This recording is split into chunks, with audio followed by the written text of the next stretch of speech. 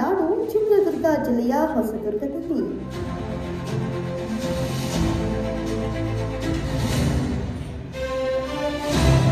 Rajesh C ಅವರನ್ನ ವರಿಸಿದ ಅನಿತಾ ಅವರಿಗೆ 3 ಮಕ್ಕಳು. ಸಮಾಜ ಸೇವೆ, ಸಮುದಾಯ ಸೇವೆಯಲ್ಲಿ ಹಂತ ಹಂತವಾಗಿ ಬೆಳೆಯುತ್ತಾ ನೊಂದವರಿಗೆ ಹೆಗಲಾಗುತ್ತಾ ಬೆಳೆದರು. ಇದರ ಫಲವಾಗಿ ಹಲವು ಜನಪ್ರಿಯ ಸಂಸ್ಥೆಗಳನ್ನು ಕಟ್ಟಿ ಅದರ ಸಾರಥ್ಯ ವಹಿಸಿದ ಯಶಸ್ವಿ ಮಹಿಳೆಯಾದರು.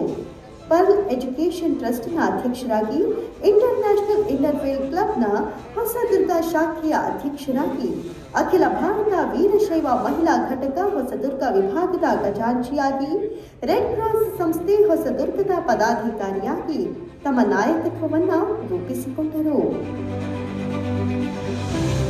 ತಾಲೂಕಿನ ಪ್ರಮುಖ ಮಹಿಳೆಯಾಗಿ ಹೊರಹೊಮ್ಮಿದ್ರು. ಪರ್ವತ ಮಲ್ಲಿಕಾರ್ಜುನ ದೇವಸ್ಥಾನ ಟ್ರಸ್ಟ್ ಮಹಿಳಾ ಭಾರತಿ ಚಿತ್ರದುರ್ಗ ಜಿಲ್ಲೆಯ ನಾಯಕಿ, ಅತ್ಯುತ್ತಮ ಸಹಕಾರ ಸಂಘ ಪ್ರಶಸ್ತಿ ಚಿತ್ರದುರ್ಗ, ಹೀಗೆ ಇವರ ಸಾಧನೆಗೆ ಪ್ರಶಸ್ತಿಗಳು ಮುಡುಗಿ ಬಂದವು. ಕೋವಿಡ್ ಕಾಲಘಟ್ಟದಲ್ಲಿ ಇಡೀ ಬದುಕುಗಳೇ ಚಿತ್ರವಾಗಿರುವಂತಹ ಸಂದರ್ಭದಲ್ಲಿ ಮಹಿಳೆಯರ ಸಂಕಷ್ಟವನ್ನ ನೋಡಿ ಅವರ ಕಷ್ಟ ನಷ್ಟಕ್ಕೆ ನೆರವಾಗಲೆಂದೇ ಹೊಸದುರ್ಗ ಮಹಿಳಾ ಸಹಕಾರಿ ಸಂಘ ಸ್ಥಾಪಿಸಿದ ಕೀರ್ತಿ ಇವರದ್ದು. ಈ ಬ್ಯಾಂಕ್ ಮೂಲಕ ಮಹಿಳೆಯರ ಆರ್ಥಿಕ ಸಬಲೀಕರಣಕ್ಕೆ, ಗುಡಿ ಕೈಗಾರಿಕೆಗೆ, ಇನ್ನಿತರೆ ಸ್ವಾವಲಂಬಿ ಬದುಕಿಗೆ ನೆರವಾದ ಧೀಮಂತಿಕೆ ಡಾಕ್ಟರ್ ಅನಿತಾ ರಾಜೇಶ್ ಅವರದ್ದು. ಅವರೀಗ ನಿಜವಾಗಿಯೂ ಸಾಧಕಿ ಅನ್ನೋದ್ರಲ್ಲಿ ಅನುಮಾನವೇ ಬೇಡ.